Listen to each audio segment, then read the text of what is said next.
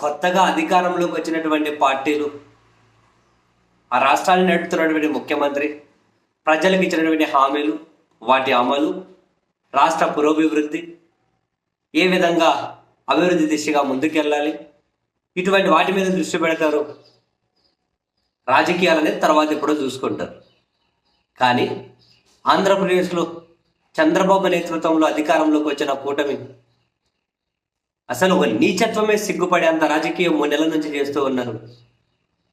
ఎంత దారుణం అంటే, కేవలం గుప్పెడు మంది ప్రయోజనాల కోసం రాష్ట్రం మొత్తాన్ని సర్వనాశనం చేయాలని చెప్పి డిసైడ్ అయినట్టు నాకైతే కనిపిస్తుంది. అండ్ రాష్ట్ర ప్రజలందరికీ కూడా శుభాకాంక్షలు. మీరు మీ పిల్లల భవిష్యత్తు కూడా ఏమంటారు, సమాజం నాశనం కాబోతోంది. ఇటువంటి చెత్త రాజకీయ నాయకులు కొనసాగినంత కాలం, పాలించినంత కాలం జీవితాలన్నీ నాశనం కాబోతూ ఉన్నాయి. మీకు ముందే advanced congratulations to all of you.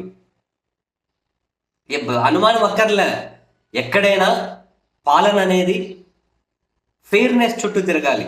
మనం ఏం హామీలు ఇచ్చాం, దేన్ని అమలు చేయాలి, ఏది పేదలకు మంచి జరుగుతుంది, ఏది దిగువ మధ్య తరగతికి మంచి జరుగుతుంది, ప్రధానంగా వాళ్ళ మీద దృష్టి పెట్టే నిర్ణయాలు ఉండాలి. పాలకుల నిర్ణయాలు, అది మినిమం కనీస ధర్మం. అటువంటివి ఏవీ లేవు.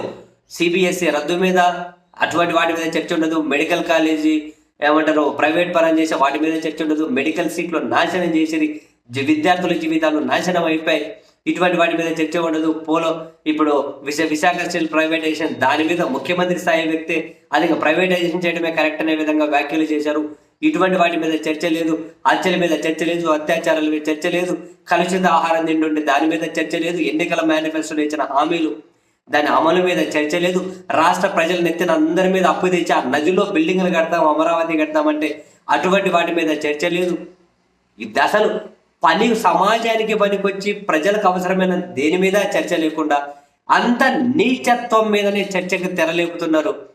అధికార పార్టీని దీన్ని లీడ్ చేస్తుంది అంటే జనాలు, మీరు మీ పిల్లల భవిష్యత్తు నో డౌట్ ఇప్పటి నుంచి మొదలెడితే సమీప భవిష్యత్తులో, ఆ తర్వాత భవిష్యత్తులో కూడా సంకనాకిపోబోతున్నాయి.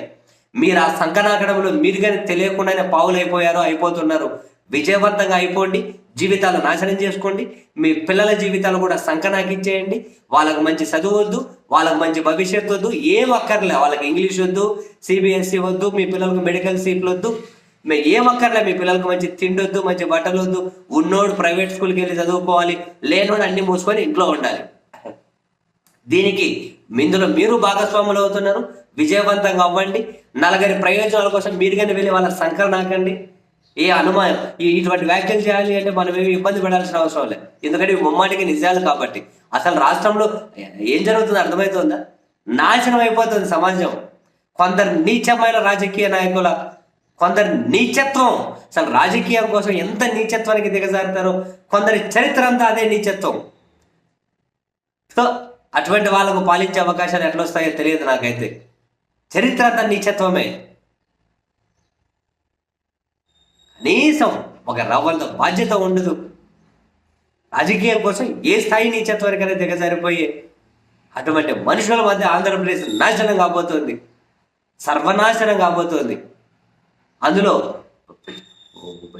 ఒక తరం నాశనం అయిపోతుంది.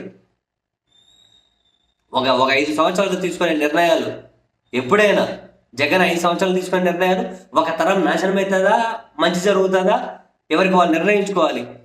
ఇప్పుడు ఈ 3 నెలల నుంచి జరుగుతున్నటువంటి ఇటువంటి రాజకీయం, దానివల్ల ఒక తరం నాశనం అవుతుందా, బాగుపడుతుందా, నిర్ణయించుకోండి. అసలు మొత్తం మీద జనం మీ మెజారిటీ గుప్పెడ మంది ప్రయోజనాల కోసం ఏం పర్లే, వాళ్ళు ఏం చెబితే ఆ సంఖ్య నాకుతూ పోండి. మీరు మీ జీవితాలు, మీ పిల్లల జీవితాలు ఎవరి సంఖ్య నాకుతూ ఉంటాయి జీవితం అంతా.